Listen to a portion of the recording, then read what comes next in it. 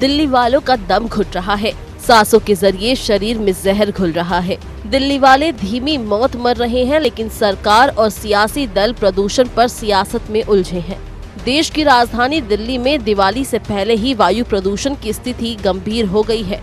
शहर के कई इलाकों में हवा की गुणवत्ता ऐसी नहीं है कि उसमें सांस भी ली जा सके। दिल्ली के कई जगहों पर एयर क्वालिटी इंडेक्स यानी हवा की गुणवत्ता गंभीर श्रेणी में पहुंच चुकी है। गुरुवार सुबह को दिल्ली के द्वारका में AQI 456 तक पहुंच गया। द्वारका के अलावा आर.के. पुरम में AQI का स्तर 451, IGI एयरपोर्ट के आसपास के इलाकों में 440 और लोधी रोड में 394 तक पहुंच गया। हर साल की तरह इस बार भी दिल्ली में सर्दियों के आते ही वायु प्रदूषण की स्थिति बेहद गंभीर हो गई है। हालात यहाँ तक पहुँच गए हैं कि सांस लेना तक मुश्किल हो रहा है। इससे खास तौर पर बुजुर्ग और बच्चे सबसे ज्यादा प्रभावित हो रहे हैं। इस वक्त मॉर्निंग वॉक करना फायदे की जगह शरीर को नुकसान पहुंचा रहा है। प्रदूषण पहले से बहुत ज्यादा हो गया। पहले लॉकडाउन में बिल्कुल नहीं था, जब तक लॉकडाउन था उस समय प्रदूषण बिल्कुल नहीं था। अब बहुत ज्यादा हो गया। आंखों में जलन मचती है बहुत ज्यादा, सांस लेने में दिक्कत होती है। ठीक है ना, ये गवर्नमेंट को देखना चाहिए, सोचना चाहिए इसके बारे में।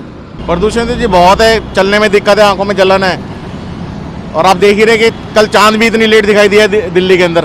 कहाँ 8:42 का समय था, रात को 9:15 बजे निकला है। तो कहीं ना कहीं प्रदूषण की कमी है, कुछ ना कुछ तो कमी रह गई है सिस्टम के अंदर। वायु प्रदूषण के मामले में दिल्ली की सीमा से लगते उत्तर प्रदेश के गाजियाबाद की हालत भी बदतर हो गई है।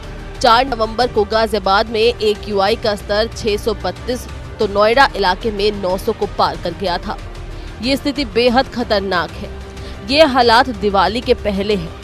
दिवाली के दिन और आने वाले कुछ और दिनों तक वायु प्रदूषण की स्थिति तो बेहद भयावह होने वाली है।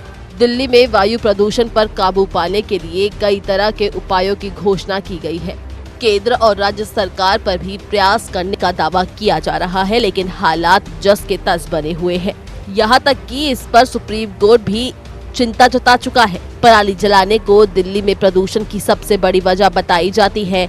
इसको लेकर पड़ोसी राज्यों से बातचीत भी की गई है।